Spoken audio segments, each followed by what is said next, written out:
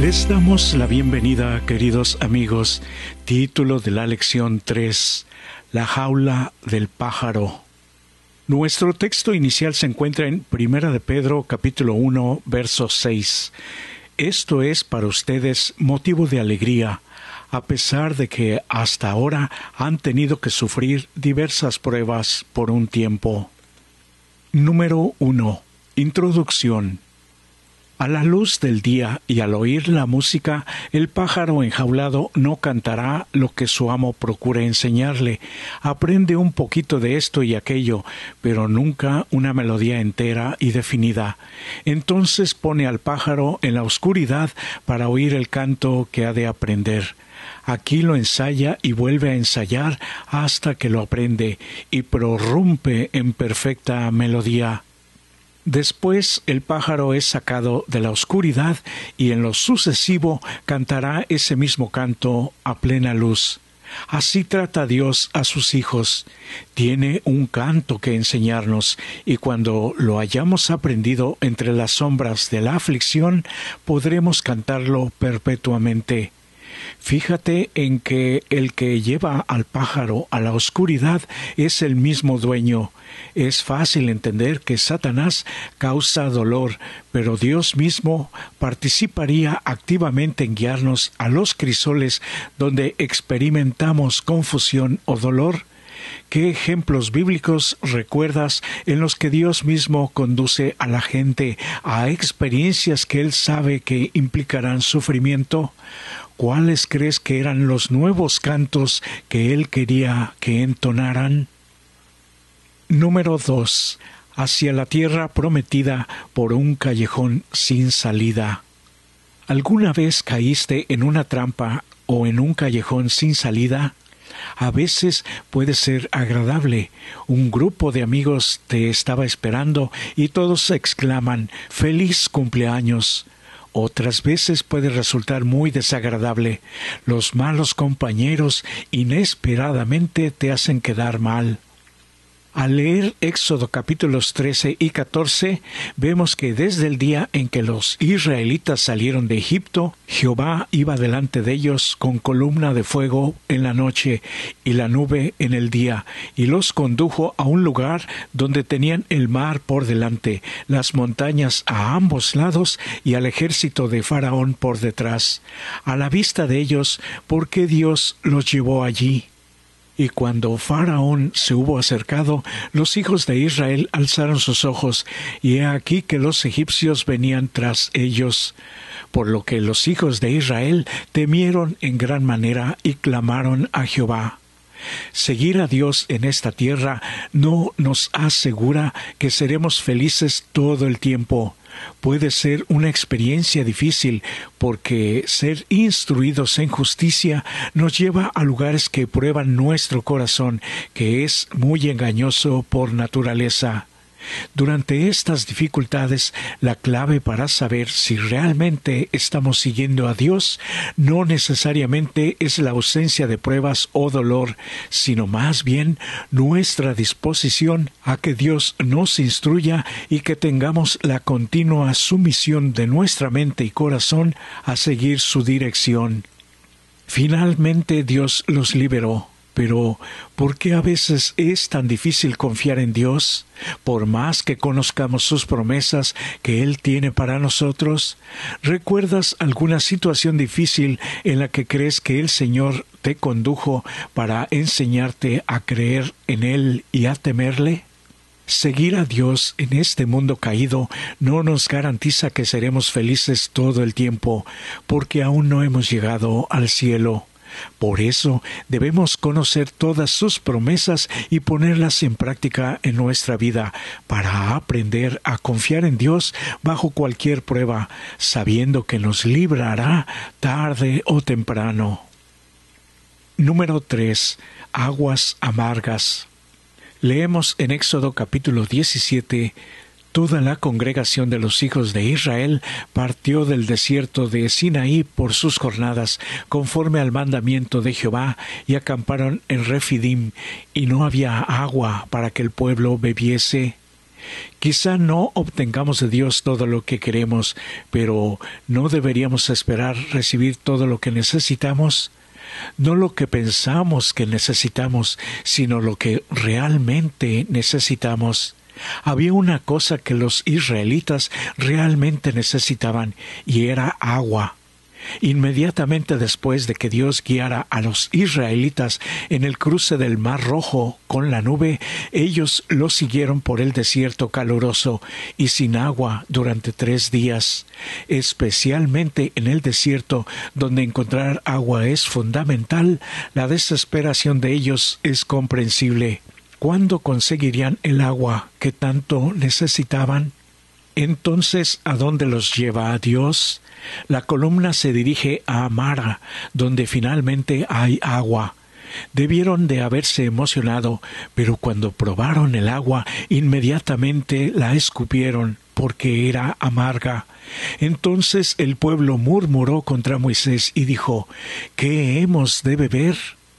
Luego, a los pocos días, Dios los vuelve a probar. No obstante, esta vez la columna realmente se detiene donde no hay nada de agua. Al leer Éxodo capítulo 15 y 17, que le reveló Dios a Israel acerca de sí mismo en Mara y en Refidim, ¿qué lecciones deberían haber aprendido? En Refidim, ¿qué pregunta hicieron los hijos de Israel? ¿Está Dios con nosotros o no? ¿Te planteaste esta misma pregunta alguna vez? ¿Por qué? ¿Cómo te sentías y qué lecciones aprendiste después de recibir respuesta? ¿Cuántas veces necesitamos recibir respuesta para dejar de cuestionarnos esto? Número 4. El gran conflicto en el desierto. Jesús, lleno del Espíritu Santo, volvió del Jordán y fue llevado por el Espíritu al desierto por 40 días y era tentado por el diablo. ¿Qué lecciones puedes aprender de este relato sobre cómo vencer la tentación y no ceder al pecado? Las tentaciones pueden ser muy difíciles porque apelan a las cosas que realmente deseamos y siempre parecen surgir en los momentos de mayor debilidad. El capítulo 4 de Lucas es el comienzo de la historia de la tentación de Jesús por parte de Satanás y llama nuestra atención a algunos temas difíciles. A simple vista, pareciera que el Espíritu Santo llevó a Jesús a la tentación. Sin embargo, Dios nunca nos tienta. Más bien, como hemos visto, Dios nos lleva a los crisoles de prueba. Lo notable de Lucas 4 es que el Espíritu Santo puede guiarnos a momentos de prueba que implican que estaremos expuestos a las feroces tentaciones de Satanás. En esas ocasiones, cuando sentimos estas tentaciones con tanta fuerza, podemos malinterpretar y pensar que no hemos estado siguiendo a Dios correctamente. Pero esto no es necesariamente así. Muchas veces, al encontrarnos en situaciones penosas, dudamos de que el Espíritu de Dios nos haya estado guiando. ¿Cuál es el propósito de Dios al permitir que estemos en el crisol de la aflicción? Dios nunca tienta a los humanos, pero podemos estar expuestos a las tentaciones de Satanás, buscando destruir nuestra fe y acabar con nuestra vida. Pero fue la conducción del Espíritu la que llevó a Jesús al desierto para ser tentado por Satanás. Cuando Dios nos somete a prueba, tiene un propósito que lograr para nuestro bien.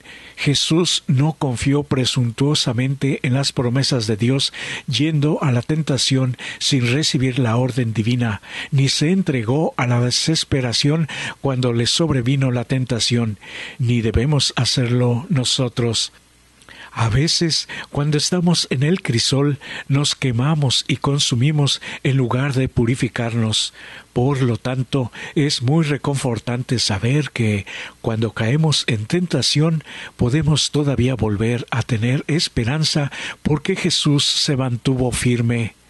Lo bueno es que Dios no nos abandona ni se olvida de nosotros, porque Jesús es quien cargó con nuestros pecados. Él pagó el castigo por nuestra incapacidad de soportar esa tentación, cualquiera que sea, porque pasó por un crisol peor que el que cualquiera de nosotros. Hay esperanza, incluso para el primero de los pecadores. ¿Qué tentaciones enfrentas ahora? Dedica tiempo a orar. Pide al Señor que te enseñe a poner en práctica las lecciones de ejemplo de Jesús en tu vida. Recuerda, no necesitas sucumbir a la tentación nunca. Recuerda también que si caes, tienes todavía a un Salvador que intercede por ti ahora mismo en el cielo. Cuando Dios nos somete a una prueba, es para nuestro bien, aunque no lo entendamos en ese momento.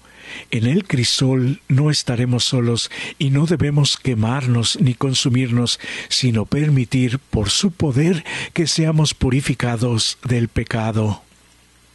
Número 5. Un legado que perdura. Al leer Primera de Pedro capítulo 1 versos 6 y 7, ¿qué es lo que dice Pedro? Aquí escribe a gente que está pasando por dificultades y que a menudo se sentían muy solos. Escribió a los expatriados de la dispersión en Ponto, Galacia, Capadocia, Asia y Bitinia.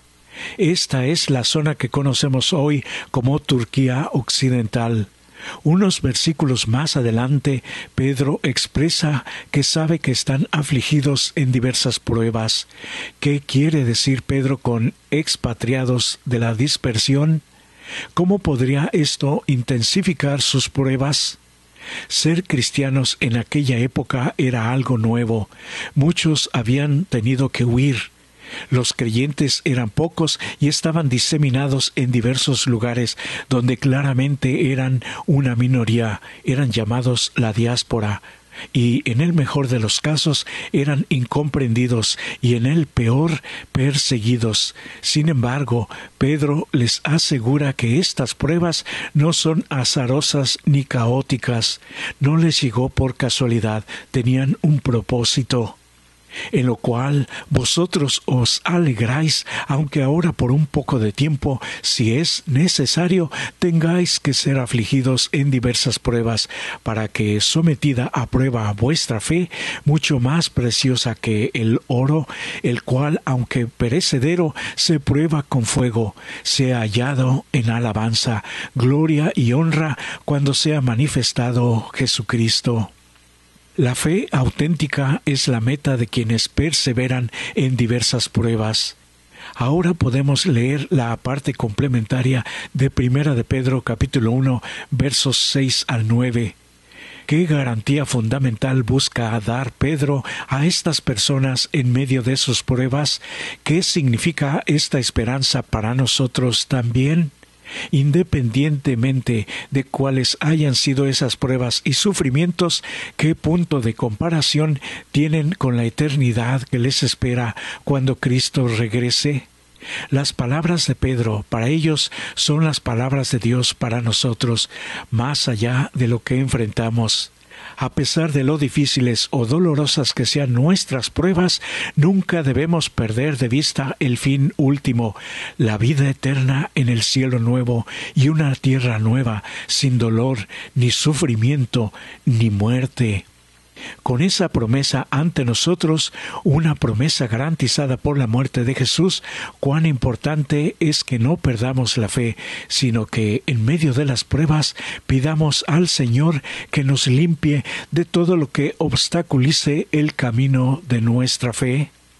Y la parte complementaria de la lectura es: cuando sea manifestado Jesucristo, a quien amáis sin haberle visto, en quien creyendo, aunque ahora no le veáis, os alegráis con gozo inefable y glorioso, obteniendo el fin de vuestra fe, que es la salvación de vuestras almas. Número 6. El fuego de la prueba. Un joven al que llamaremos Alex, había vivido una juventud muy problemática, drogas, violencia, incluso algún tiempo en la cárcel.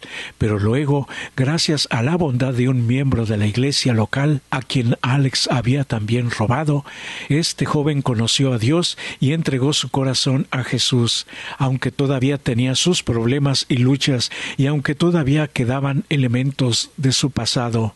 Alex era ahora una nueva persona en Jesús.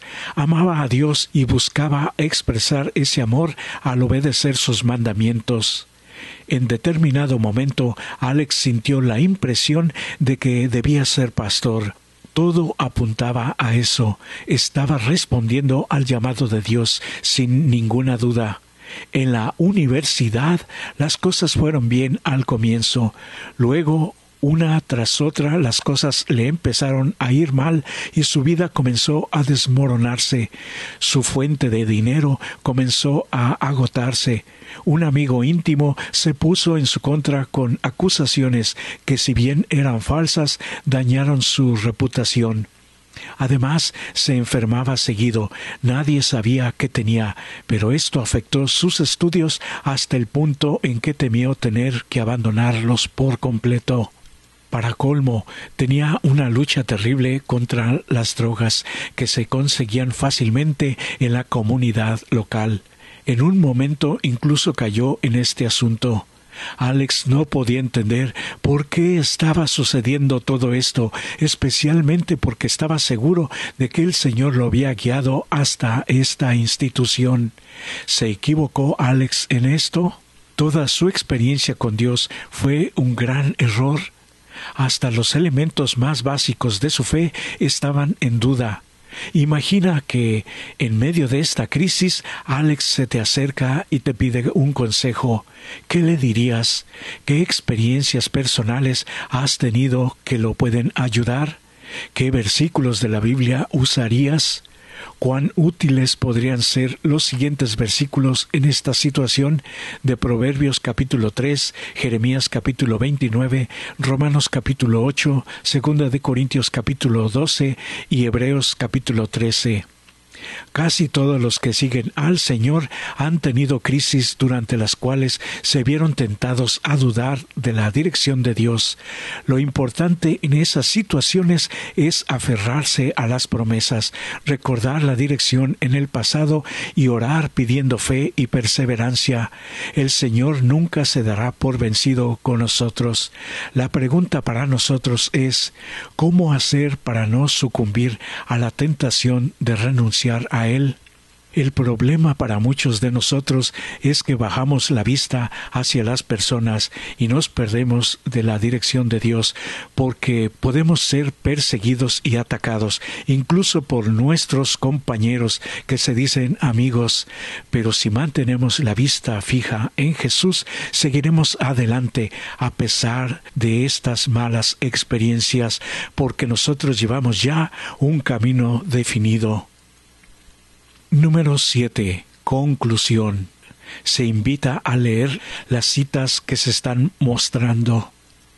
En la antigüedad, el Señor guió a su pueblo a Refidim, y quizá decida llevarnos allí a nosotros también, para probar nuestra lealtad. No siempre nos lleva a lugares agradables. Si así fuera, en nuestra autosuficiencia nos olvidaríamos de que Él es nuestro ayudador. Él anhela manifestarse ante nosotros y revelarnos las abundantes provisiones que tenemos a nuestra disposición, y permite que nos lleguen pruebas y desilusiones para que nos demos cuenta de nuestra impotencia y aprendamos a pedirle ayuda. Él puede hacer que fluyan corrientes refrescantes de la dura roca. Nunca sabremos hasta que estemos cara a cara con Dios, cuando veremos cómo somos vistos y conoceremos cómo somos conocidos. Cuántas cargas llevó Él por nosotros y cuántas cargas habría deseado llevar Él si con la fe de un niño se las hubiéramos dado a Él. Y para los que necesitan, las preguntas finales se están mostrando. Por eso, querido amigo y amiga, no nos desanimemos. Todavía estamos en este mundo caído en pecado.